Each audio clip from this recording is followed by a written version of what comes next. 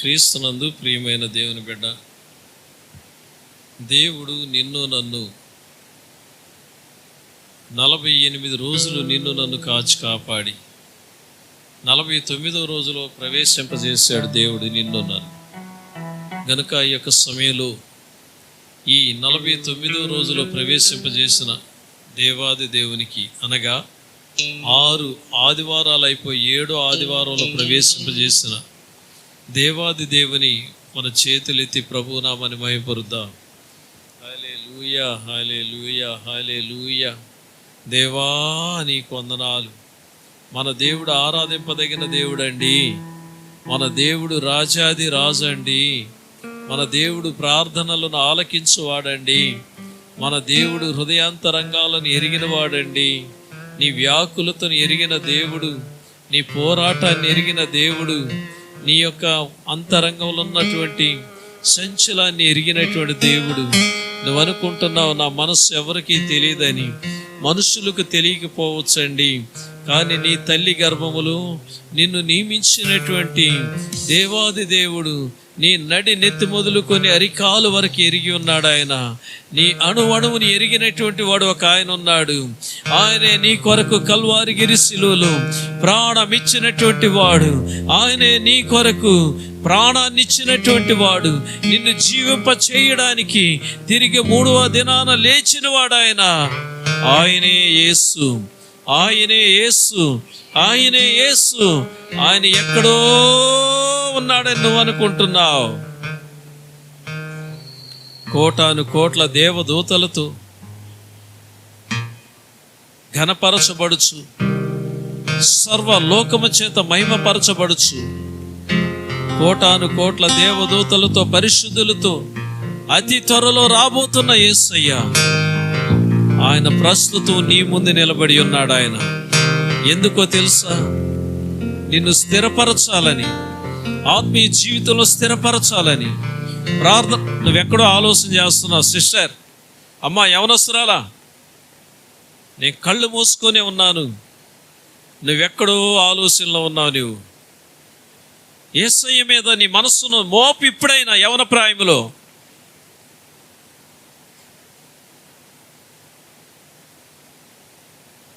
లోకాశుల మీద పోనీయొద్దు నీ మనస్సు. నా తెలుగు నీకు అర్థం కావటం లేదా? உன்னுடைய மனம் இங்கே இல்லை. நீ எங்கேயோ யோசித்து கொண்டிருக்கிறாய்.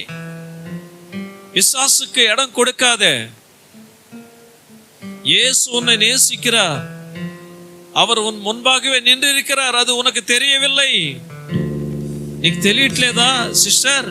బిడ్డ, యేసు నీ ముందే నిలబడి ఉన్నాడు ఆయన. ఎందుకంటే ఈ 49వ దినానైనా నీ హృదయంలో ఆయనకు చోటు ఇవ్వమంటున్నాడు. సిస్టర్, నీ ముందు ఎందుకు నిలబడి ఉన్నాడో తెలుసా? నా బిడ్డ, నువ్వు భయపడకు, నేను నీతో ఉన్నాను. నువ్వు నా బిడ్డవి. ఈరోజు వేకునే లేచి నువ్వు ప్రార్థన చేశావు. నేను విన్నాను. నువ్వు ఏ మనసుతో ప్రార్థన చేశావో, ఎలాంటి హృదయంతో నువ్వు ప్రార్థన చేశావో నేను విన్నాను.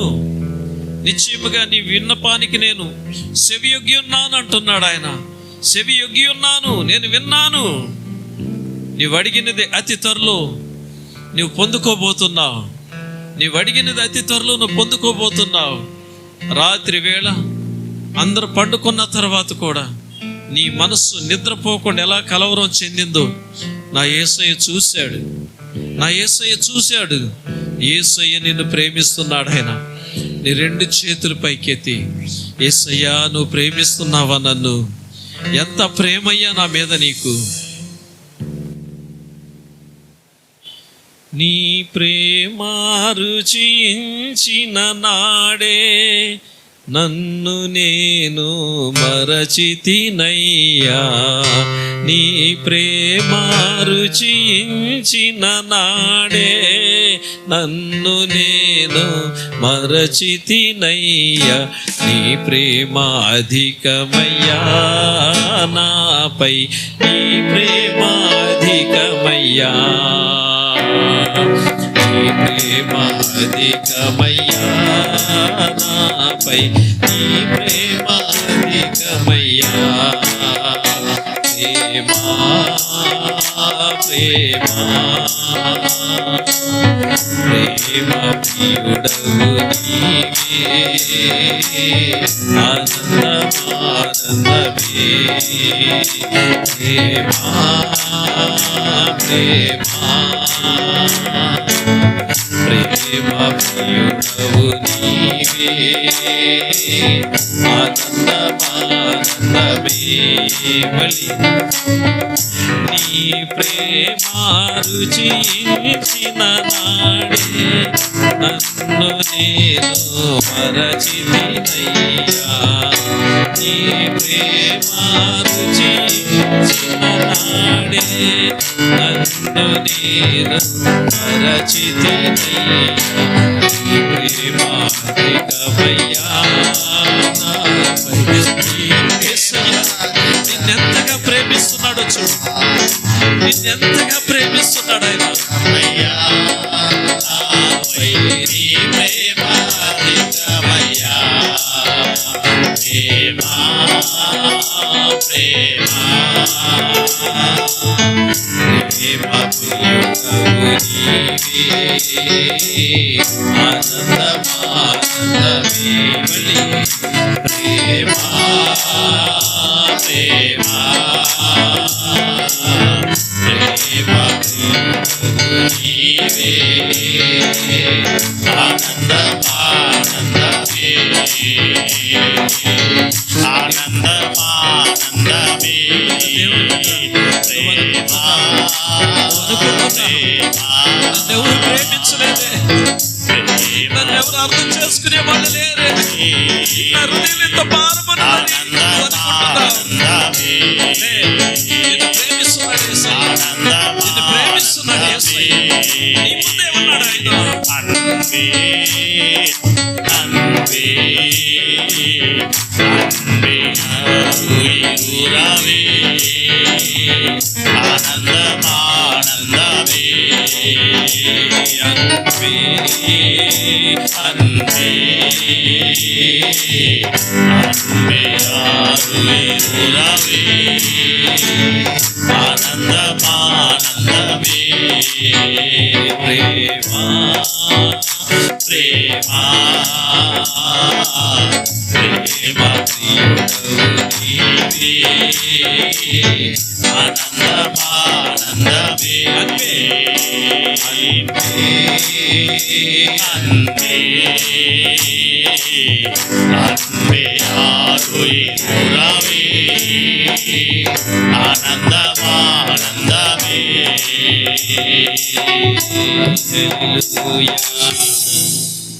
ఇది కాలం సంకుచితమయ్యన్నది చివరి దినాలలో ఉన్నాం మనం కడవరి దినాలలో ఉన్నాం ఇంకా ప్రేమ ప్రేమ ప్రేమ అనుకుంటా పోతే ఇక కుదరనే కుదరదు నీ స్థితి మారాలి నీ ఆలోచనలు మారాలి నీ తలంపులు మారాలి నీ దిగులు విచారం వదిలిపెట్టు నీ అవిశ్వాసాన్ని వదిలిపెట్టు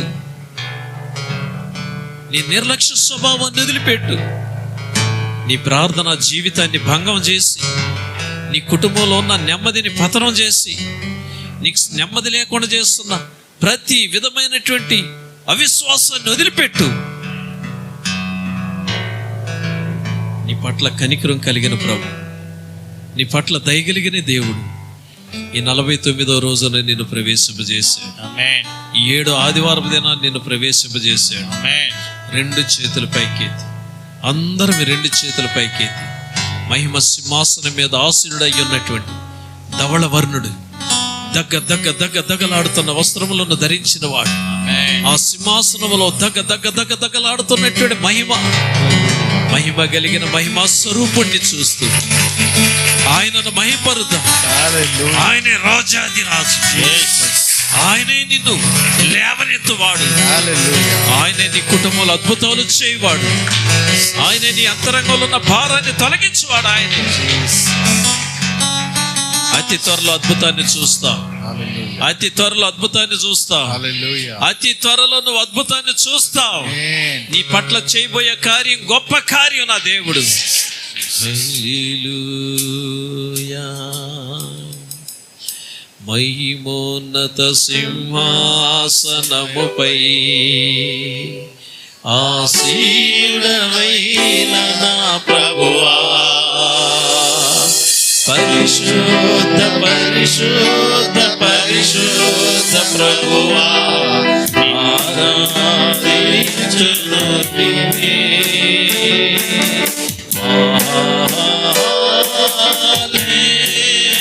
అందరూ రెండు చేతులపై హల్లెలూయా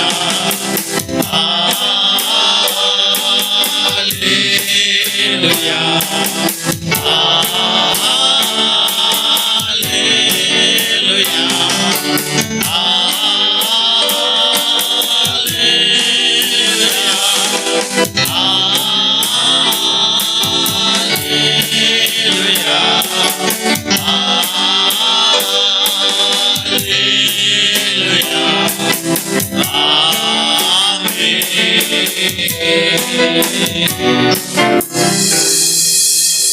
మనసారా నువ్వు దేవుని స్తుతించావు. నీ కన్నీళ్లను ప్రభు చూశాడు.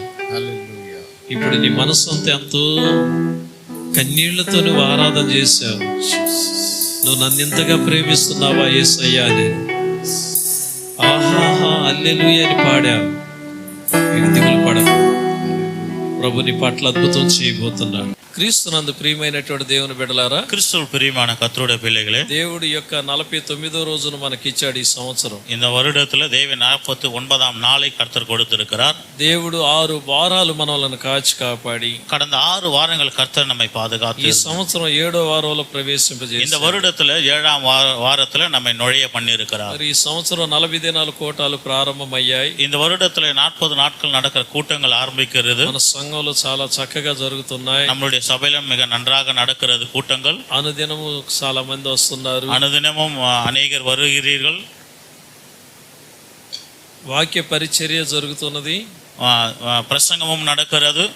అనేకుల యొక్క అవసరతల కొరకును ప్రార్థన చేస్తున్నారు. அநேகருடைய தேவைகளுக்காக இந்த இடத்துல ஜெபமும் செய்யப்படுகிறது. దేవుడు గొప్ప కార్యాలు చేస్తాడు. கர்த்தர் நிச்சயமா மிகப்பெரிய அற்புதங்களை செய்வார். ఈ దినం ప్రభు మనకి ఇచ్చినటువంటి వాక్యం, இந்த நாளிலே ஆண்டவர் கொடுத்த வசனம் లూకా సువార్త 15వ అధ్యాయము லூக்கா எழுதின சுவிசேஷம் 15ஆம் அதிகாரம் 13వ వచనం. 13வது வசனம். బైబిల్ గ్రంథంలో కొందరు భక్తులు కొందరు కొన్ని ప్రయాణాలు చేశారు. வேதாகமத்தில் சில பக்தர்கள் சில பிரயாணங்களை செய்தார்கள். వాళ్ళ ప్రయాణాలలో జరిగినటువంటి అనుభవాలను గురించి మనం చూస్తాం. அவர்களுடைய பிரயாணத்திலே நடக்கிற சில அனுபவங்களை இந்த நாளிலே நாம் பார்க்கலாம். కొందరు సాధారణమైనటువంటి వాళ్ళు కూడా కొన్ని ప్రయాణాలు చేశారు. சாதாரணமானவர்கள் கூட சில பிரயாணங்களை அவர்கள் வாழ்க்கையிலே செய்திருக்கிறார்கள். ప్రయాణాల ద్వారా వాళ్ళు పొందిన అనుభవాలు ఏంటో మనం చూస్తాం. அவர்களுடைய பிரயாணத்தின் மூலமாக அவர்களுடைய வாழ்க்கையில அவர்கள் பெற்ற அனுபவங்களை குறித்து இந்த நாளிலே நாம் பார்க்கலாம். ఈ దినం 3 ప్రయాణాలను మనం చూద్దాం. இந்த நாளிலே 3 பேருடைய பிரயாண வாழ்க்கையை நாம் பார்க்க போகிறோம். అది మొదటి ప్రయాణం. இது முதலாவது ஒரு பிரயாணமா இருக்கிறது. లూకా సువార్త 15వ అధ్యాయంలో லூக்கா எழுதின சுவிசேஷம் 15ஆம் அதிகாரத்துல 13వ వచనంలో 13ஆம் வசனத்தில் ఇక్కడ ఒక సన్నివేశం కనపడుతుందండి. இந்த இடத்துல ஒரு சம்பவம் நடக்கிறது. ஒருவன் தன் சிநேகிதருக்காக தன் ஜீவனை கொடுக்கிற அன்பிலும் அதிகமான அன்பு ஒருவரிடத்திலும் இல்லை. அதில் లూకా సువార్త 15వ అధ్యాయం 15-13 13వ వచనం. சில நாளைக்கு பின்பு இளைய மகன் எல்லாவற்றையும் சேர்த்து கொண்டு தூர தேசத்துக்கு புறப்பட்டு போய் அங்கே துர்மார்க்கமாய் ஜீவனம் பண்ணி தன் ஆஸ்தியை அழித்து போட்டான். ప్రియమైన దేవుని బిడ్డలారా, ప్రియమైన కర్తరుடைய பிள்ளைகளே, ఇక్కడ ఒక తండ్రికి 2 కుమారులు ఉన్నారు. இந்த இடத்துல ஒரு தகப்பனுக்கு 2 குமாரர்கள் இருந்தார்கள். తండ్రి మంచి ఆస్తిపరుడు. அந்த தகப்பனவன் மிக செல்வந்தனா இருந்தான். అతని దగ్గర ఎంతో మంది పనివాళ్ళు ఉన్నారు. அவனிடத்தில் எவ்வளவோ வேலைக்காரர்கள் இருந்தார்கள். పనివారికి ఆహారం కొదువు లేదు. அந்த பணியாளர்களுக்கு ஆகாரம் என்பது குறைவா இல்லை. చాలా సమృద్ధిగా ఉన్నారు. அது மிகவும் பலத்தவனா இருந்தான். బాగా ఆశీర్వాదకరంగా ఉన్నాడు. அவன் மிக ஆசீர்வாதமா இருந்தான். ఒక సన్నివేశం జరిగింది. இந்த இடத்துல ஒரு நாளிலே ஒரு சம்பவம் நடந்தது. చిన్న కుమారుడు ఏం చేశాడంటే, ஒரு இளைய மகன் என்ன செய்தான் என்றால், నానా నా ఆస్తిలో నాకు భాగం ఇచ్చేసే అన్నాడు. தகப்பனே என்னுடைய ஆஸ்தியில எனக்கு பங்கை பிரித்து கொடு என்று சொன்னான். తండ్రి ఆస్తి పిల్లలకి భాగం ఉంది కదండి. தகப்பனுடைய ஆஸ்தியிலே பிள்ளைகளுக்கு பங்கு இருக்கிறது இல்லையா? ఆ చిన్నవాడు అడుగుతున్నాడు, அது இளையவன் கேட்கிறான், ఆస్తిని పంచుడాడి, இருக்கிற சொத்தை நீங்க பிரித்து கொடுங்க, నాకు రావాల్సిన భాగం నాకు ఇచ్చేసే. எனக்கு வர வேண்டிய பங்கை எனக்கு கொடுத்து விடுங்கள். చాలా బాధపడి ఉంటాడు ఆ తండ్రి. அந்த தகப்பன் மிகவும் வேதனைப்பட்டு இருப்பார். నీకేం కొదువు జరిగింది, உனக்கு என்ன குறைவு நடந்திருக்கிறது, నీకేం కష్టం కలిగింది உனக்கு என்ன கஷ்டம் வந்துச்சு అని ఎన్నో చెప్పుంటాడు.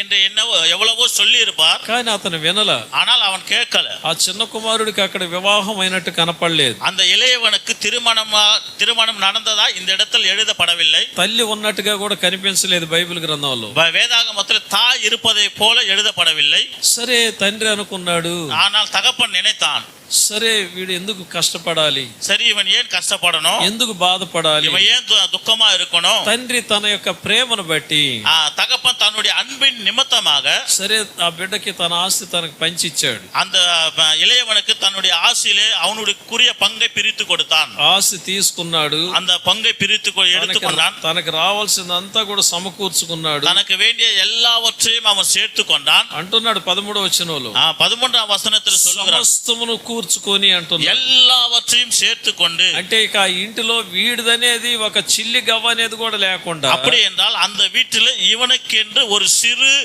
பங்கு கூட இல்லாதபடி எல்லாவற்றையும் சேர்த்து கொண்டான். తీసుకొని బయలుదేరాడు. அவன் எல்லாவற்றையும் எடுத்துக்கொண்டு அவன் புறப்பட்டு போனான். ప్రయాణమై బయలుదేరాడు. அவன் பிரயாணமாய் கடந்து போகிறான். ఎంత దూరం పోయాడు, அவன் ఎவ்வளவு దూరం పోనాன், దూర దేశమునకు పోయెను అంటున్నాడు. அவன் தூர தேசத்திற்கு போனான் என்று எழுதப்பட்டிருக்கிறது. ప్రక్క ప్రక్క రాష్ట్రాలలో కనుక్కుంటే కనుక్కుంటారు, వీడి యొక్క ఆసుకి తెలుస్తుందేమో అనుకున్నాడో ఏమో. ஒருவேளை பக்கத்து நாடுகளில் இருந்தால் இவன் எங்க இருக்கிறான் என்பது தெரியும், இவனுடைய ஆசையை குறித்து கேட்டிருப்பார்கள் என்னவோ. ఎవరికి కంటికి కనిపించకుండా వెళ్ళిపోయాడు. அவன் யாருடைய கண்களுக்கும் தெரியாம அவன் கடந்து போனான். ప్రయాణమై బహుదూరం వెళ్ళాడు అయ్యా. அவன் பிரயாண நிமித்தமாக வெகு தூரமாய் கடந்து போனான். ప్రియమైనటువంటి దేవుని బిడ్డలారా, பிரியமான கர்த்தருடைய பிள்ளையே, అక్కడ జరిగింది ఏంది, அங்க நடந்தது என்ன?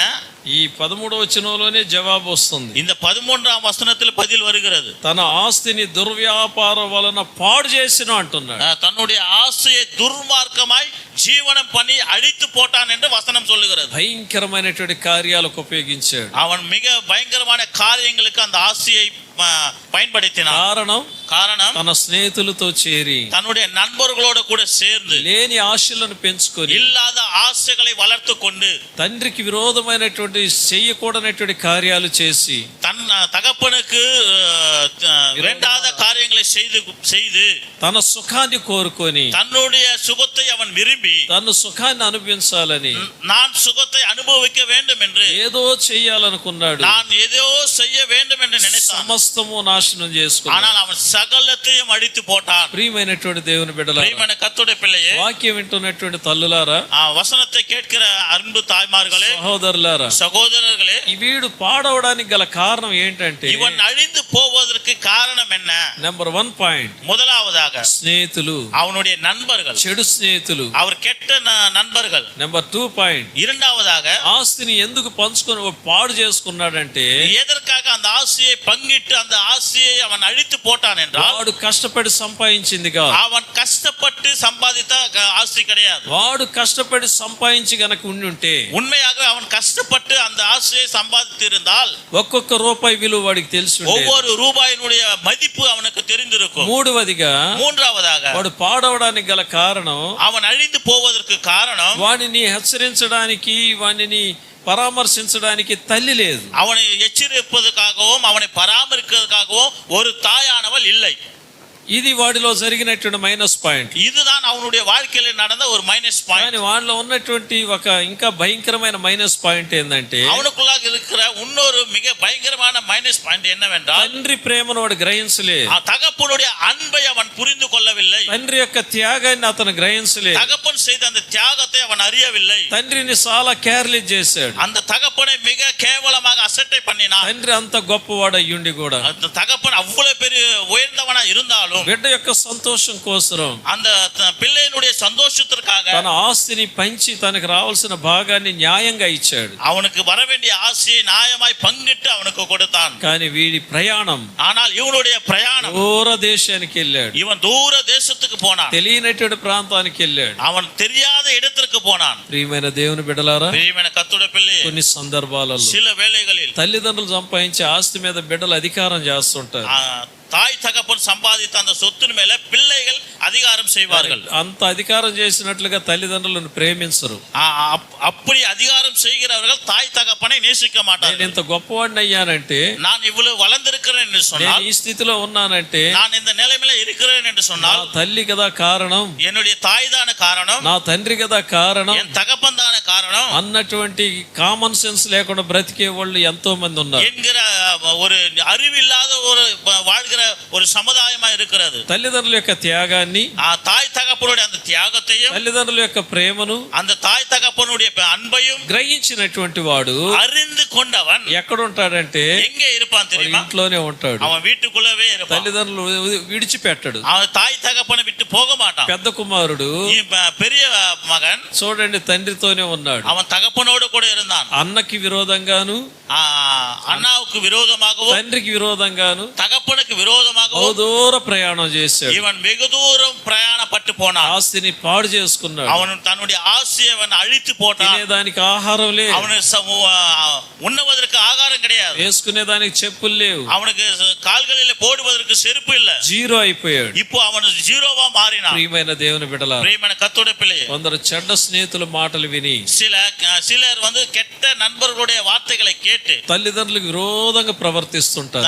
தாய் தகப்பனுக்கு விரோதமாய் நடப்பார்கள். నేను ఆ వ్యాపారం చేస్తాను, நான் அந்த வியாபாரத்தை செய்கிறேன், ఈ వ్యాపారం நான் చేస్తాను, இந்த வியாபாரத்தை செய்கிறேன், నేను ఆ సీట్లు పడతాను, நான் அந்த சீட்டை பிடிக்கிறேன், నేను ఈ సీట్లు పడతాను, நான் இந்த சீட்டை பிடிக்கிறேன், మీకు సంపాదించడం చేత కాలేదు, உங்களுக்கு சம்பாதிக்க தெரியல, మీరేం చేశారు, நீங்க என்ன செஞ்சீங்க? తల్లిదండ్రులకు విరోధమైనటువంటి మార్గాలలో వెళతారు. தாய் தகப்பனுக்கு விரோதமான வழிகளிலே கடந்து போவார்கள். చివరికి వచ్చేసరికి கடைசியில வந்த பிறகு ఒకసారి నేను చచ్చిపోతాను అంటాడు, ஒரு முறை நான் செத்து போவேன் என்று నేను சொல்லுவான், చచ్చిపోతాను అంటాడు. நான் இறந்து போவேன் என்று சொல்லுவான். ఏ తల్లిదండ్రులకు అర్థం కాదు, ஆனால் தாய் தகப்பனுக்கு புரியாது వీడికి ఏమైంది. இவனுக்கு என்ன நடந்தது.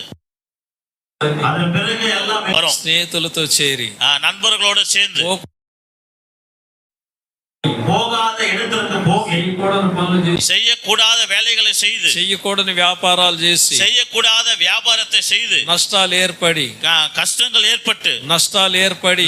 ஏற்பட்டு స్నేహితులందరూ కూడా తొలగిపోయి நண்பர்கள் எல்லாம் கூட விலகி போய் ఒంటరి వాడిగా మిగిలి அவன் ఉంటాడు. தனிமை உள்ளவனா நிற்பான். ఇంటి మీద పక్షిలాగా నిలబడి அந்த ఉంటాడు. வீட்டின் மேலே நிற்கிற ஒரு பறவை போல இருப்பான். అలాంటి సందర్భంలో அப்பேற்பட்ட வேலைகளை వాడిని కాపాడేదానికి ఎవరు ఉండరు. அவனை காப்பாற்றுவதற்கு யாரும் இருக்க மாட்டார்கள். తల్లిదండ్రులే వాడిని కాపాడాలి. ஆனால் அவனை காப்பாற்றுவதற்கு தாய் தகப்பன் தான் காப்பாற்றுவாங்க. తల్లి కన్న కడుపు కాబట్టి పోగొట్టుకోలేదు. பெற்ற வயிறா இருக்கிறபடியால் தாயானவள் அந்த பிள்ளையை விட மாட்டாள். తండ్రి కష్టపడి పెంచాడు కాబట్టి పోగొట్టుకోలేడు. தகப்பன் கஷ்டப்பட்டு வளர்த்ததுனால அந்த பிள்ளையை விட்டு கொடுக்க వాళ్ళ மாட்டாள். ప్రాణాలను అడ్డం పెట్టి அவர்கள் உயிரை கொடுத்து அந்த தன்னுடைய மகனை அவர்கள் வாழ வைப்பார்கள். ప్రియమైనటువంటి తమ్ముళ్ళారా, பிரியமான தம்பிகளே, వాక్యాన్ని వింటున్న నా తమ్ముళ్ళారా, வசனத்தை கேட்கிற என் தம்பிமார்களே, నా సహోదరులారా, என் சகோதரிகளே, తల్లిదండ్రులకు విరోధమైన ప్రయాణం ఇలాగనే ఉంటుంది.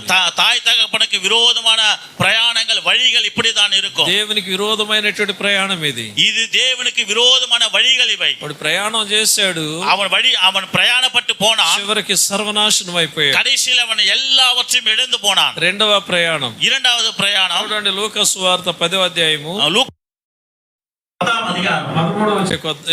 33వ వచనం లేకొద్దాం. 33வது வசனத்துக்குள்ள நாம் வரலாம். లూకా సువార్త லூக்கா எழுதின சுவிசேஷம் 10వ అధ్యాయము 10ஆம் அதிகாரம் 33వ వచనం. 33வது வசனம். பின்பு சமாரியன் ஒருவன் பிரயாணமாய் வருகையில் அவனை கண்டு மனதுருகி கிட்ட வந்து அவனுடைய காயங்களில் எண்ணெயும் திராட்சரசமும் வார்த்து காயங்களை கட்டி அவனை தன் சுய வாகனத்தின் மேல் ஏற்றி சத்திரத்துக்கு கொண்டு போய் அவனை பராமரித்தான். ప్రియమైన దేవుని బిడ్డలారా, ప్రియమైన కర్తృడి పిల్లయే, ఈ సన్నివేశం ఇంకా చాలా ఆశ్చర్యంగా ఆశీర్వాదకరంగా ఉంటుంది. இந்த சம்பவமானது மிக ஆச்சரியமா இருக்கும். ఒకడు ஒருவன் యెరూషలేము నుండి எருசலேமில் இருந்து యెరికో పట్టణానికి ప్రయాణమై వెళ్ళిపోతా ఉన్నాడు. எரிகோ பட்டணத்துக்கு அவன் பிரயாணப்பட்டு வருகிறான். యెరూషలేము అనేది దేవుని ఇల్లు, எருசலேம் என்பது தேவனுடைய வீடா అనగా இருக்கிறது. దేవుని పట్టణం. அது தேவனுடைய பட்டணம். அது యెరికో అనేది శాపగ్రస్తమైనటువంటిది. எரிகோ என்பது சபிக்கப்பட்ட இடம். మరి ఆశీర్వాదకరమైనటువంటి స్థలంలో నుండి శాపగ్రస్తమైన స్థలానికి ప్రయాణం అయిపోతున్నాడు.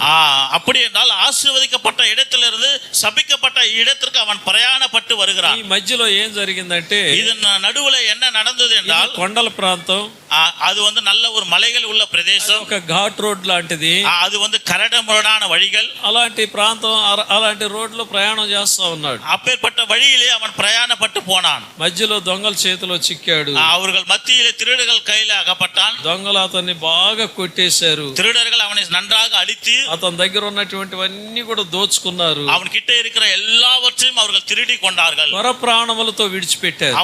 அவனை குற்றுயிராக விட்டு போனார்கள். చివరిలో ఎక్కడో ప్రాణం ఉంది.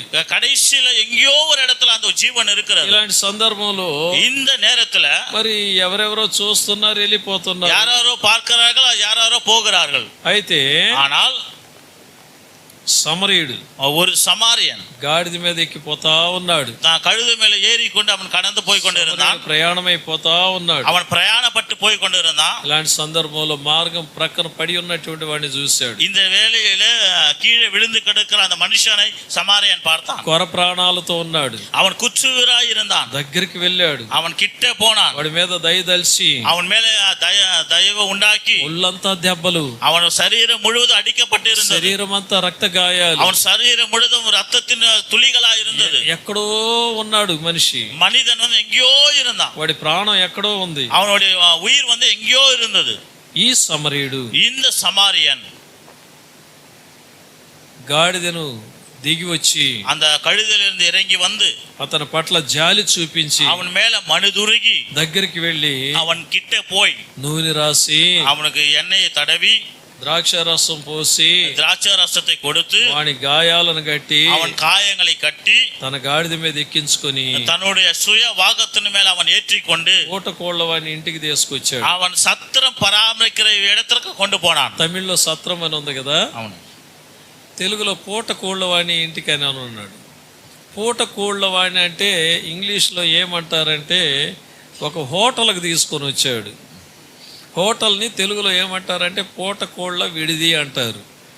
అక్కడికి తీసుకొని వచ్చాడు. அவன் சத்திரத்துக்கு கொண்டு வந்தான். ప్రియమైన దేవుని బిడ్డలారా, பிரியமான கத்துடைய பிள்ளை వాడిని పరామర్శించాడు. அவனை பராமரித்தான். వాడి కొరకు ఎంతో సమయాన్ని గడిపాడు. அவனுக்காக எவ்வளவோ நேரத்தை செலவழித்தான். వాడి గాయాలు కట్టి அவன் காயங்களை கட்டி వాడికి నూనె పోసి அவனுக்கு எண்ணெய் வார்த்து వాడిని తీసుకొని వచ్చాడు. அவனை கொண்டு வந்தான். సమారుడి యొక్క ప్రయాణం, அந்த சமாரியனுடைய பிரயாணம், అతను ఎక్కడికో వెళ్ళాలి. அவன் எங்கேயோ போகணும். అతను ఎక్కడికో తన పని మీద తను వెళ్తున్నాడు. அவன் எங்கேயோ தன் வேலை நிமித்தமாக அவன் போக வேண்டும். తన పనులన్నీ మానుకున్నాడు. தன்னுடைய வேலைகள் எல்லாம் அவன் மறந்து తన ప్రయాణం ఎలాంటిదంటే தன்னுடைய பிரயாணம் எப்படிப்பட்டது என்றால் స్వార్థం లేని ప్రయాణం. அது சுயநலம் இல்லாத ஒரு பிரயாணம். తన ప్రయాణం ఎలాంటిదంటే அவனுடைய பிரயாணம் எப்படி இருந்தது என்றால் ఇంకొక వ్యక్తికి இன்னொரு மனுஷனுக்கு ఉపకారమైనటువంటి ప్రయాణం. அது பயன்படுத்துகிற ஒரு பிரயாணமா இருந்தது. పూట కోళ్ళ వాడిని ఇంటికి తీసుకెళ్ళాడు. சத்திரத்துக்கு கொண்டு போனான். అతను అంటున్నాడు, அவன் சொல்லுகிறான் 35వ వచనంలో 35ஆம் வசனத்தில் 2 దేనారాలు ఇచ్చాడు. 2 காசுகளை கையில் கொடுத்தான். ఇది ఆ హోటలోడికి, ఆ పూట కోళ్ళ వానికి 2 దేనారాలు ఇచ్చాడు. அந்த சத்திரத்தின்காரனுடைய கையில 2 பணத்தை கொடுத்தான். ఇంకా ఇతను ఏదన్నా ఖర్చు చేస్తే, இவன் இதை விட ஏதாவது அதிகமா செலவழித்தால் మరలా వస్తాను ఈ రూట్ లో, நான் திரும்பவும் இந்த வழியில வருவேன், అది నేను తీరుస్తాను. அதை நான் உனக்கு கொடுத்துறேன். ప్రియమైనటువంటి దేవుని బిడ్డలారా, பிரியமான கத்துடைய பிள்ளை గమనించండి, நல்லா கவனிங்க. చాలా డీప్ గా పోతారు చాలా మంది. சிலர் வந்து மிக ஆழத்துக்கு போவாங்க. ఈ 2 దేనారాలు ఏంటంటే పాత నిబంధన కొత్త నిబంధన అంటారు. இந்த 2 பணத்தை குறித்து பழைய ஏற்பாடு புதிய ஏற்பாடு என்று சொல்வார்கள். మరి ఈ పూట కోళ్ళ వాని ఇల్లు అంటే ఏంది అంటే சத்திரக்காரனுடைய வீடு என்றால் என்ன தெரியுமா? దేవుని సంఘము అంటారు. தேவனுடைய சபை என்று சொல்லுவார்கள். పూట కోళ్ళ వాని యొక్క ఓనరు, அந்த சத்திரத்தினுடைய ஓனர் ఒక మంచి సంఘ కాపరి అంటారు. அந்த நல்ல நல்ல ஒரு சபையினுடைய மேய்ப்பர் என்று சொல்வார்கள். తీసుకొచ్చి వదిలిపెట్టినటువంటి ఈ యొక్క సమరయుని ఏమంటారంటే கொண்டு வந்த அந்த சமாரியனை என்ன சொல்வார்கள் என்றால், ఒక మంచి విశ్వాసి, ஒரு நல்ல விசுவாசி సంఘంలోనికి తీసుకొచ్చాడు అతన్ని. அந்த சபையில அவனை கொண்டு வந்தார்கள் என்று சொல்வார்கள். తీసుకొచ్చినటువంటి ఆ యొక్క విశ్వాసికి, கொண்டு வந்த அந்த விசுவாசிக்கு, తీసుకురాబడినటువంటి ఆ యొక్క వ్యక్తికి, கொண்டு வந்த அந்த மனுஷனுக்கு దేవుని యొక్క మాటలను అతనికి పంచి, தேவனுடைய வார்த்தைகளை அவனுக்கு பகிர்ந்து கொடுத்து, సత్యాన్ని పంచి, சத்தியத்தை பகிர்ந்து கொடுத்து, ఆత్మీయ జీవితంలో అతన్ని పెంచాలనేది, ஆவிக்குரிய வாழ்க்கையில அவனை வளர வேண்டும் என்பது ఇక్కడ ఉన్నటువంటి సత్యం. இங்கே நடக்கிற ஒரு சத்தியம். ఏది ఏమైనప్పటికీ, எது ஆனாலும் சரி, దేవుని బిడ్డలారా, பிரியமான கர்த்தருடைய பிள்ளையே, మన ప్రయాణాలలో நம்முடைய பிரயாண வழிகளில் ఎలాంటి అనుభవాలను మనం చూస్తున్నాం. நாம் எப்பேற்பட்ட அனுபவங்களை பெற்று இருக்கிறோம். సమరయుడు ఎలాంటి వాడంటే, சமாரியன் என்பவன் எப்படிப்பட்டவன் என்றால், సమరయులు అంటే అంటరాని వాళ్ళు అని అర్థం. சமாரியன் என்று சொன்னால் அவர்கள் ஒதுக்கப்பட்டவர்கள் என்று அர்த்தம். యూదులకు వాళ్ళు చాలా దూరంగా ఉంటారు. யூதர்களுக்கு அவர்கள் மிக தூரமாய் இருப்பார்கள். కానీ సమరయుడి కన్నా ముందు சமாரியனுக்கு முன்பதாக ధర్మశాస్త్రోపదేశకుడు వచ్చాడు, ஒரு நியாய பிரமாணத்தை கொண்டு வருகிறவன் ఒక வந்தான், యాజకుడు వచ్చాడు. ஒரு லேவியன் வந்தான். వాళ్ళు అతని పట్ల కనికరం చూపించలేదు. அவன் பட்சத்தில் இரக்கத்தை காட்டவில்லை. ఒక పేదవాడు, త్రోసివేయబడినటువంటి వాడు, ஒரு ஏழையானவன், விலக்கி வைக்கப்பட்ட ஒரு மனுஷன், అలాంటి వాడు వాని మీద జాలి చూపించి ఆ దెబ్బలు తగిలినటువంటి వాడి దెబ్బలు తుడిసి వాడి గాయాలు కట్టి వాడికి ద్రాక్షారసం పోసి వాడికి నూనె పోసి వాడిని శుభ్రంగా తీసుకొచ్చాడు. அப்பேற்பட்ட ஒரு மனுஷன் அவனுடைய காயங்களை கட்டி அவனை எண்ணெய் வார்த்து திராட்சை ரசம் கொடுத்து அவனுடைய எல்லாவற்றையும் அவனை பராமரித்து கொண்டு வந்தான் உள்ளே என்று வேதம் சொல்லுகிறது. సమరయుడు మంచివాడు. சமாரியன் என்பவன் நல்ல மனுஷன். ఎక్కడికి వెళితే వాడు తేరుకుంటాడు. இவன் எங்கே போனால் இவன் தேறுவான் என்று சமாரியனுக்கு தெரியும். సరైన స్థలానికి తీసుకొచ్చి அவனை சரியான இடத்திற்கு கொண்டு வந்தான். మన ఆత్మీయ జీవితంలో, நம்முடைய ஆவிக்குரிய మన வாழ்க்கையில், జీవిత ప్రయాణంలో, நம்முடைய வாழ்க்கை பிரயாணத்தில் మనం ఆత్మీయులమని చెప్పుకుంటున్నాం. நாம் ఆవికురియவர்கள் என்று சொல்லிக் கொண்டிருக்கிறோம். దేవుని బిడ్డలమని చెప్పుకుంటున్నాం. நாம் கர்த்தருடைய பிள்ளைகள் என்று சொல்லிக் கொண்டிருக்கிறோம். యేసు రక్తమును, ఆయన రొట్టెను, ఆయన రక్తమును రొట్టెను ద్రాక్ష రసమును పానం చేసేవాళ్ళం మనం. நாம் ஆண்டவராக இயேசு கிறிஸ்துவின் ரத்தத்தையும் அந்த அப்பத்தையும் புசிக்கிறவர்கள் நாம். అలాంటి బిడ్డలమైనటువంటి మనము, அப்பேற்பட்ட பிள்ளைகளா இருக்கிற நாம் జీవిత ప్రయాణములు, நம்முடைய வாழ்க்கை మన பிரயாணத்தில், ఆత్మీయ ప్రయాణములు, நம்முடைய ஆவிக்குரிய வாழ்க்கையில் మనం ఎంతో మందిని చూస్తుంటాం. நாம் எத்தனையோ பேரை பார்க்கிறோம். మన దగ్గర ఎంతో మంది వాళ్ళ కష్టాలు పంచుకుంటుంటారు. நம்ம இடத்துல எத்தனையோ பேர் அவர்களுடைய கஷ்டத்தை நம்ம இடத்துல பகிர்ந்து వాళ్ళ கொள்வார்கள். బాధలు పంచుకుంటుంటారు. அவர்களுடைய வேதனைகளை நம்ம இடத்துல சொல்லுவார்கள். కన్నీరు కారుస్తా ఉంటారు. அவர்கள் அழுது கொண்டு இருப்பார்கள். వాళ్ళ అంతరంగంలో ఎంతో గాయపడి ఉంటారు. அவர்களுடைய உள்ளத்துல எவ்வளவோ காயப்பட்டு இருக்கும். అలాంటి వాళ్ళను మీరు ఎంతో మందిని చూస్తూ ఉంటారు. அப்பேற்பட்டவர்களை நீங்கள் எத்தனையோ பேரை நீங்கள் பார்த்திருப்பீர்கள். ఇక్కడ కూర్చొని ఉన్నటువంటి మీరు, இங்கே அமர்ந்திருக்கிற நீங்கள், ఈ వాక్యం వింటున్నటువంటి సహోదరి సహోదరుడా, இந்த வசனத்தை கேட்கிற சகோதரனே சகோதரி, అలాంటి వాళ్ళకి ఎంత మందికి నువ్వు దేవుని మాటలు చెప్పుకుంటావు? அப்பேற்பட்டவர்களுக்கு எத்தனை பேருக்கு நீ கர்த்தருடைய வார்த்தையை சொல்லி இருக்கிறாய்? దేవుడు నీకు చేసినటువంటి మేలులను అలాంటి వాళ్ళతో ఎంతవరకు నువ్వు పంచుకున్నావు? அப்பேற்பட்ட ஜனங்களுக்கு தேவன் உனக்கு செய்த நன்மைகளை குறித்து அவர்களோடு கூட நீ பகிர்ந்து இருக்கிறாய். నీ ద్వారా ఒక్క ఆత్మైన సంఘానికి వచ్చిందా?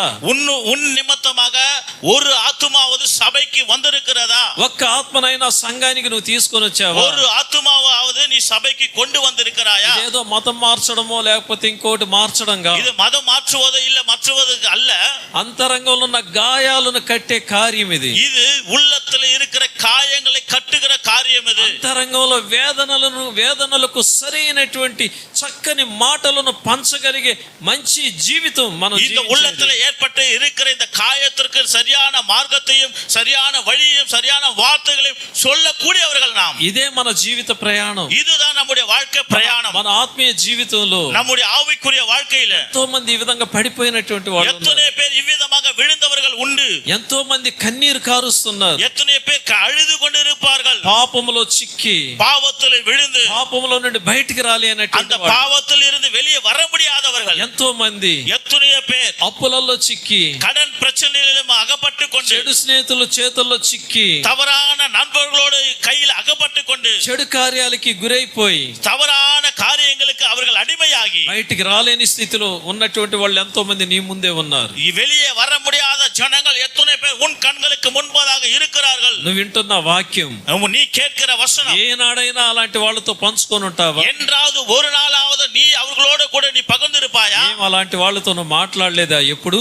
ஏன் அப்பேற்பட்டவர்களோடு நீ பேசலையா? ఏం అలాంటి వాళ్ళు నీ దగ్గర కూర్చొని ఏ రోజు నీ దగ్గర వాళ్ళ బాధలు పంచుకోలేదా? ஏன் அப்பேற்பட்ட ஜனங்கள் உன்னோடு கூட உட்கார்ந்து அவர்களுடைய கஷ்டங்களை உங்களோடு கூட சொல்லவில்லையா?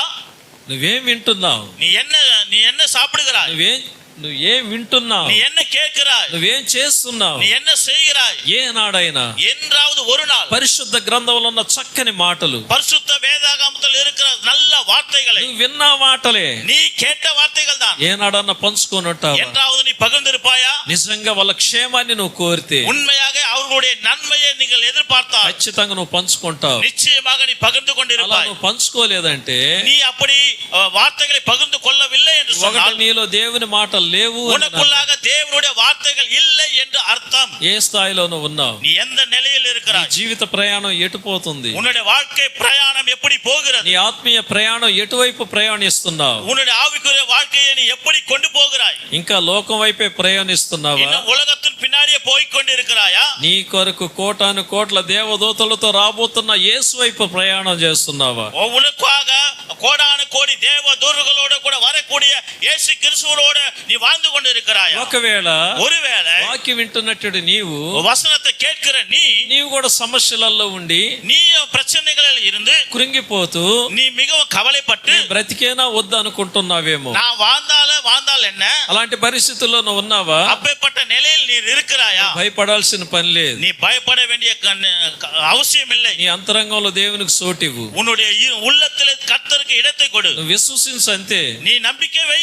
యేసు నీతో ఉన్నాడు. இயேசு உன்னோடு கூட இருக்கிறார். అద్భుతం చేస్తాడు. அவர் అద్భుతங்களை செய்வார். పడిపోయిన నిన్ను లేవనెత్తుతాడు. விழுந்து போகிற உன்னை அவர் எழுப்புவார். కృంగిపోయిన నిన్ను లేవనెత్తుతాడు. மிக கவலைப்பட்டு இருக்கிற உன்னை அவர் எழுப்புவார். చెయ్యి పట్టి లేవనెత్తుతాడు. அவர் கரம் பிடித்து கர்த்தர் உன்னை உயர்த்துவார். హల్లెలూయా, ஹல்லேலூயா, హల్లెలూయా, ஹல்லேலூயா, హల్లెలూయా. ஹல்லேலூயா. నీ జీవిత ప్రయాణం, உன்னுடைய வாழ்க்கை నీ பிரயாணத்தில், ఆత్మీయ ప్రయాణం உன்னுடைய ஆவிக்குரிய பிரயாணத்தில் ఇంకొకళ్ళకు ప్రయోజనకరంగా ఉండాలి. மற்றவர்களுக்கு நீ பிரயோஜனம் உள்ளவனாக இருக்க வேண்டும். సమరయుడు చూడండి, சமாரியனை பாருங்கள். వాడి యొక్క ప్రయాణం தன்னுடைய பிரயாணத்தில் కొర ప్రాణాలతో ఉన్నటువంటి వాడిని குற்றுயிராக கிடந்த ஒரு மனுஷனை వాడికి ఫస్ట్ ఎయిడ్ చేసి அவனுக்கு முதல் உதவி செய்து ఎక్కడికి తీసుకొని రావాలని అక్కడికి తీసుకొని వచ్చాడు. எங்கே கொண்டு வர வேண்டுமோ அங்கே கொண்டு வந்தான். దేవునికి స్తోత్రం. கர்த்தருக்கு மகிமை உண்டாகட்டும். హల్లెలూయా. ஹல்லேலூயா. మూడవ ప్రయాణం மூன்றாவது பிரயாணம் చాలా విచిత్రమైన ప్రయాణం. மிகவும் விசித்திரமான ஒரு பிரயாணம். మొదటి రాజుల గ్రంథం, 1 రాజాக்கள். బైబిల్ ఉన్న వాళ్ళందరూ తీయండి. మొదటి రాజుల గ్రంథం 19వ అధ్యాయం 1 ராஜாக்கள் 19ஆம் அதிகாரம் 7వ వచనాన్ని చూడండి అందరూ. 7ஆம் வசனத்தை பாருங்கள். బైబిల్ ఉన్న బిడ్డలారా, வேதாகம் இருக்கிற பிள்ளைகளே, கர்த்தருடைய தூதன் ఆ, திரும்ப இரண்டாந்தரம் வந்து ஆ. அவனை தட்டி எழுப்பி ஆ. எழுந்திருந்து ஆ. போஜனம் பண்ணு, ఆ. நீ பண்ண வேண்டிய பிரயாணம் ஆ. வெகு தூரம் என்றான். ప్రియమైన దేవుని బిడ్డలారా, பிரியமான கர்த்தருடைய பிள்ளை, దేవుని శక్తిని చూసిన వాడిన இவன் தேவனுடைய வல்லமையை பார்த்தவர். ఒక మంచి ప్రవక్త, இவர் நல்ல ஒரு தீர்க்கதரிசி. ఆయన పేరే ఏలియా. அவர் பேருதான் எலியா. ఒక సన్నివేశం జరిగింది. ஒரு சம்பவம் நடந்தது. ఒకసారి ஒரு முறை షోమ్రోను దేశంలో, சோப்ரான் தேசத்துல, ఇజ్రాయెల్ దేశంలో இஸ்ராயேல் தேசத்துல అక్కడ ఉన్నటువంటి ప్రవక్తలకును ఈయనకు ఒక ఛాలెంజ్ జరిగింది. அங்க இருக்கிற தீர்க்கதரிசிக்கும் இவருக்கும் ஒரு சவால் நடந்தது. అనగా బయలు ప్రవక్తలకును జీవం కలిగిన దేవుని ప్రవక్త అయినటువంటి ఏలియా మధ్యలో ఒక ఛాలెంజ్ జరిగింది. அப்படி என்ன கள்ள தீர்க்கதரிசிகளுக்கும் எலியா என்கிற தேவ மனுஷனுக்கும் நடந்த ஒரு சவால் இது.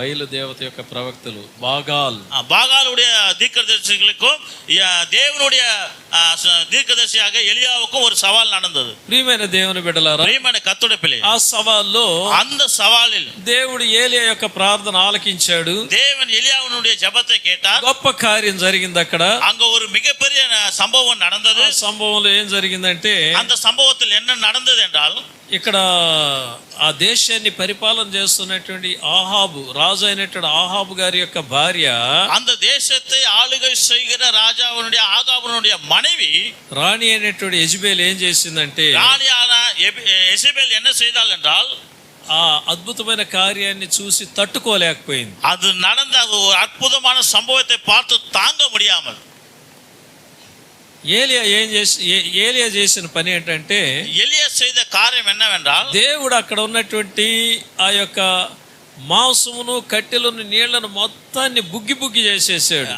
ஆண்டவர் வந்து அந்த இடத்துல இருந்த அந்த கட்டைகளையும் மாம்சத்தையும் தண்ணீரையும் அக்கினியாலே சுட்டெரித்து போட்டார். ఏలియా ప్రార్థన ఆలకించి దేవుడు ఆ పని చేశాడు. எலியாவினுடைய ஜெபத்தை கேட்டு கர்த்தர் அந்த அப்பேற்பட்ட சம்பவத்தை செய்தார். అప్పుడు బయలు యొక్క ప్రవక్తలందరూ కూడా, அந்த தேவதூதனோடு கூட தீர்க்கதரிசிகள் யாவரும் கூட ఆయనే దేవుడు అని కూడా వాళ్ళు ఒప్పుకున్నారు.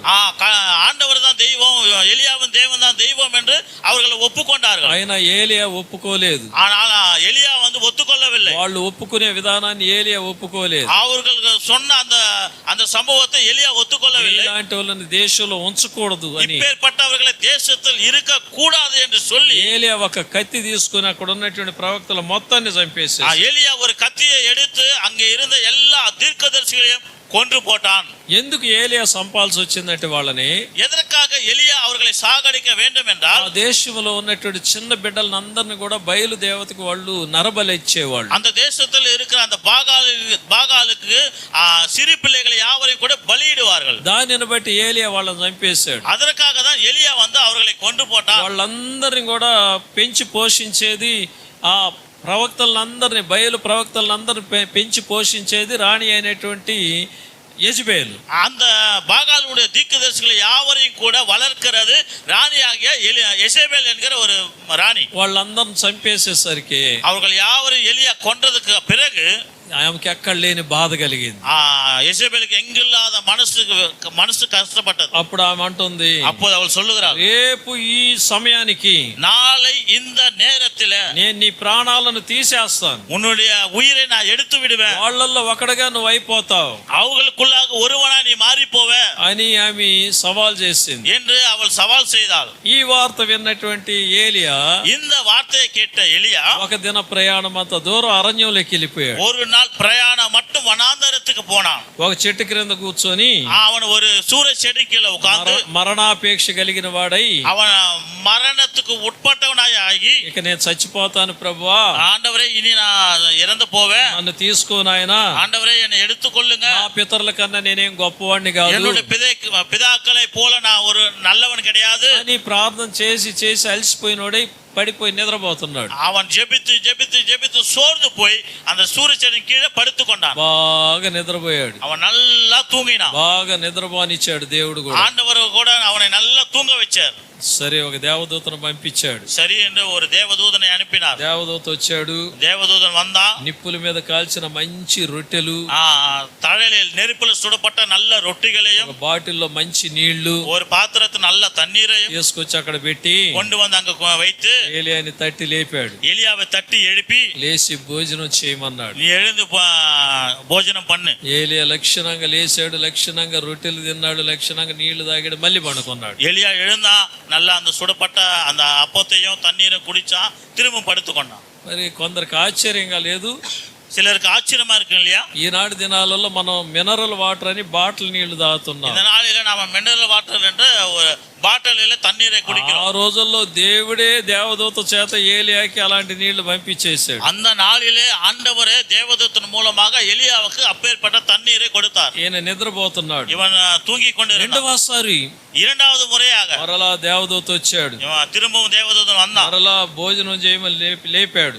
திரும்பவும் சாப்பிடும்படியா அவனை எழுப்பினான். 8వ వచనంలో అంటాడు, 8வது వచనத்துல பார்க்கிறோம், ప్రియమైనటువంటి దేవుని బిడ్డలారా, ప్రియమైన కత్తుడి పిల్లయే. 7వ వచనంలో అంటాడు, 7வது వచనத்துல சொல்லுவார், నీ శక్తికి మించిన ప్రయాణం నీకు సిద్ధమై ఉన్నది అంటాడు.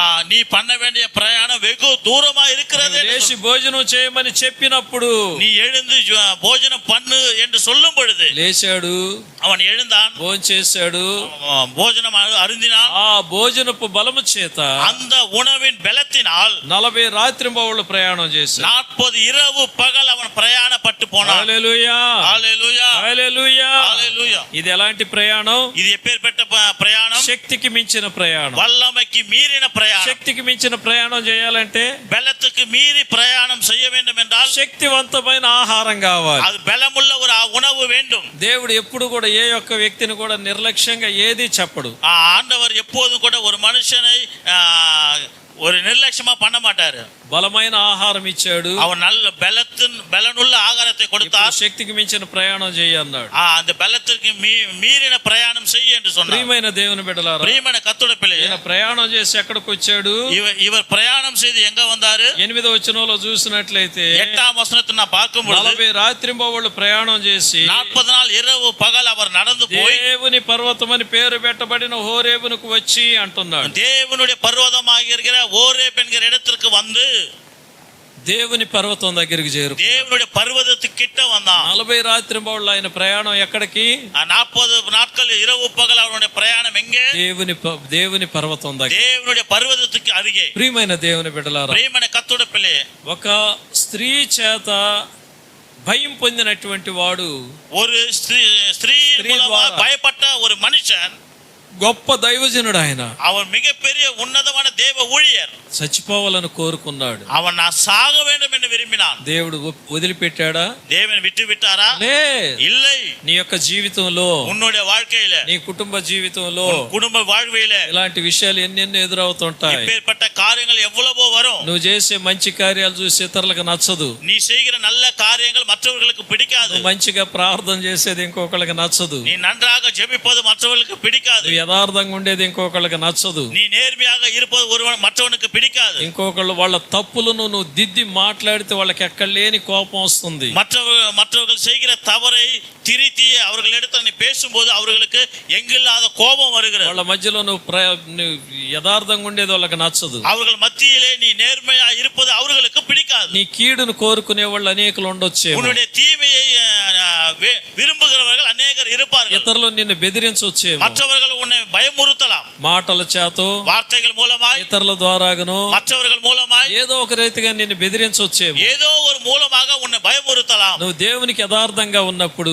ஆனால் நீ ஆண்டவருக்கு நேர்மை உள்ளவனாக இருக்க முடியும். ప్రయాణం దేవుని వైపుగా ఉన్నట్లయితే, உன்னுடைய பிரயாணம் தேவனை நோக்கி இருக்கும் என்று சொன்னால், జీవిత ప్రయాణం, உன்னுடைய வாழ்க்கை பிரயாணம், ఆత్మీయ ప్రయాణం, உன்னுடைய ஆவிக்குரிய வழிகள், కల్వారిగిరి శిలువలో నీ కొరకు వేలాడిన యేసు వైపు నీ ప్రయాణం గనకైతే, கல்வாரி சிலுவையிலே உனக்காக தொங்கின இயேசுவை குறித்து உன்னுடைய பிரயாணம் இருக்கும் என்று சொன்னால், ఎవరికి భయపడాల్సిన పని లేదు. நீ யாருக்கும் பயப்பட வேண்டிய அவசியம் இல்லை. దేనికి భయపడాల్సిన పని లేదు. நீ எதற்கும் பயப்பட வேண்டிய அவசியம் இல்லை. ఒకవేళ నువ్వు అలా భయపడినా కూడా, ஒருவேளை நீ அப்படி பயந்தாலும் దేవుడు నిన్ను విడిచిపెట్టడు. கர்த்தர் உன்னை விட்டுவிட மாட்டார். నువ్వు ఎక్కడికి వెళ్ళినా నీతోనే ఉంటాడు ఆయన. அவர் நீ எங்க போனாலும் அவர் உன்னோடு கூட இருப்பார். ఎందుకు ఉంటాడు నీతో? எதற்காக உன்னோடு இருப்பார்? నిన్ను బలపరచడానికి, உன்னை பலப்படுத்தும்படியாய், నిన్ను లేవనెత్తడానికి, உன்னை எழுப்பும்படியாய், నీ ద్వారా తన నామాన్ని మహింపరచుకోవడానికి, உன் மூலமாக தன்னுடைய நாமத்தை அவர் மகிமைப்படுத்தும்படியாய். మనుషులు నిన్ను చేయి విడవచ్చేమో, மனிதர்கள் உன்னை கைவிடலாம், స్నేహితులు నిన్ను చేయి విడవచ్చేమో, நண்பர்கள் உன்னை கைவிடலாம், నీ బంధువులే నిన్ను చేయి విడవచ్చేమో, உன்னுடைய சொந்த பந்தங்களே உன்னை கைவிடலாம், చివరికి నీ భర్తే నిన్ను చేయి విడవచ్చు, கடைசியில் உன்னுடைய கணவனே உன்னை கைவிடலாம், నీ పిల్లలే కాదని నిన్ను అనుకోవచ్చేమో, உன்னுடைய பிள்ளைகளை நீ வேண்டாம் என்று சொல்லலாம். నీ కొరకు కల్వారిగిరి శిలువలో ప్రాణం ఇచ్చిన యేసు, உனக்காக கல்வாரி சிலுவையில் ஜீவனை கொடுத்த இயேசு, నీ కొరకు రక్తాన్ని చిందించిన యేసు, உனக்காக தன்னுடைய ரத்தத்தை சிந்தின இயேசு నిన్ను విడిచిపెట్టడు. உன்னை கைவிட மாட்டார். ఎందుకు విడిచిపెట్టడో తెలుసు? ஏன் உன்னை கைவிட மாட்டார் தெரியுமா? నిన్ను ప్రేమిస్తున్నాడు ఆయన. அவர் உன்னை நேசிக்கிறார். తన రక్తాన్ని నీ కొరకు చిందించాడు. தன்னுடைய ரத்தத்தை உனக்காக சிந்தி இருக்கிறார். తన ప్రాణాన్నే నీ కొరకు పెట్టాడు. தன்னுடைய ஜீவனையே கர்த்தர் உனக்கு నిన్ను கொடுத்திருக்கிறார். జీవింప చేయడానికి உன்னை வாழ வைக்கும்படியாய். మూడవ దినాన్ని లేచాడు. அவர் திரும்பவும் 3ஆம் நாள் உயிரோடு எழுந்தார். ప్రియమైన దేవుని బిడ్డలారా, ప్రియమైన కర్తృ పిల్లే, మరలా ఆయన రాబోతున్నాడు. அவர் மீண்டும் வரப்போகிறார். కోటాను కోట్ల దేవదూతలతో రాబోతున్నాడు. கோடான கோடி தேவ தூதர்களோடு கூட அவர் வரப்போகிறார். పరిశుద్ధులతో రాబోతున్నాడు. அவர் பரிசுத்தவான்களோடு கூட வரப்போகிறார். కృంగిపోకు, நீ பின்வாங்கி போகாதே, నువ్వు నిర్లక్ష్యంగా ఉండకు, நீ అసటితనமா இருக்காத.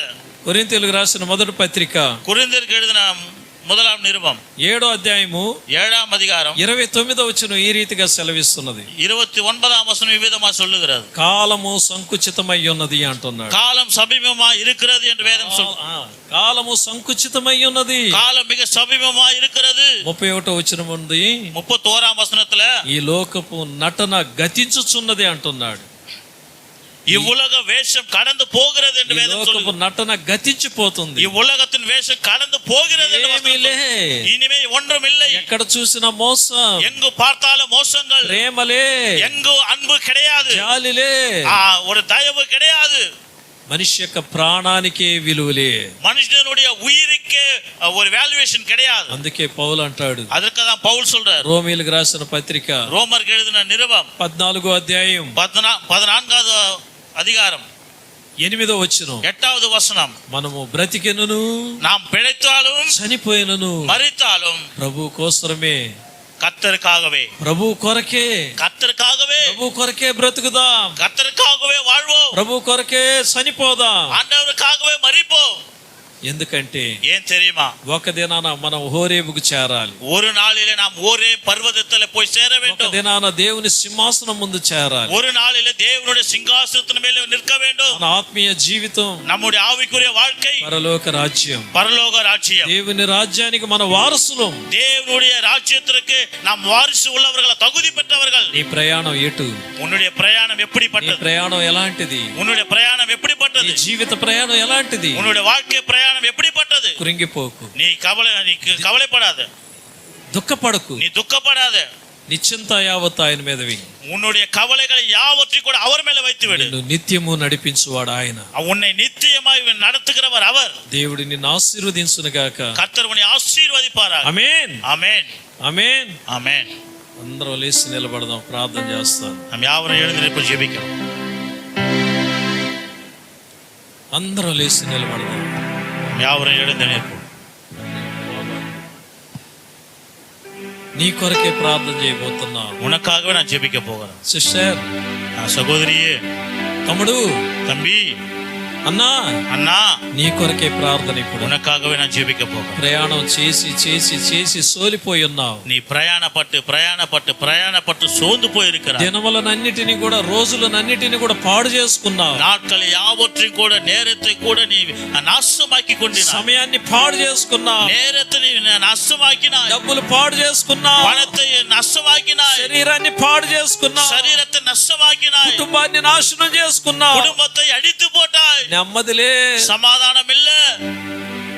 ఇంకెందుకు నేను బ్రతికేది అనుకుంటున్నావు? இனி எதற்கு நான் வாழ வேண்டும் என்று நினைக்கிறாயா? సిస్టర్, சகோதரியே, అనుకుంటున్నావా? ஒருவேளை நீ நினைக்கிறாயா? బ్రదర్, అలా అనుకుంటున్నావా? சகோதரி, அப்படி நினைக்கிறையா? పడిపోయిన నిన్ను లేవనెత్తడానికి, விழுந்து போன உன்னை எழுப்புவதற்காக, పాడైపోయిన నీ జీవితాన్ని సరిచేయడానికి கெட்டு போன உன்னுடைய வாழ்க்கையை சரி செய்வதற்காக ఒక ఆయన ఉన్నాడు. ஒருவர் இருக்கிறார். ఆయన ఒక్కడే నీ జీవితాన్ని సరిచేయగలడు. அவர் ஒருவர்தான் உன்னுடைய ஜீவியத்தை சரி செய்ய முடியும். ఆయనే నీ కొరకు కల్వారిగిరి శిలువలో ప్రాణం పెట్టిన యేసు. அவர்தான் உனக்காக கல்வாரி சிலுவையில் ஜீவனை கொடுத்த ஆண்டவராக இயேசு. యేసు నిన్ను ప్రేమిస్తున్నాడు. இயேசு உன்னை நேசிக்கிறார். యేసు నిన్ను ప్రేమిస్తున్నాడు. இயேசு உன்னை நேசிக்கிறார். నీ కొరకే ప్రార్థన చేయబోతున్నా. உனக்காகவே நான் ஜெபிக்க போகிறேன். నమ్ముతావా?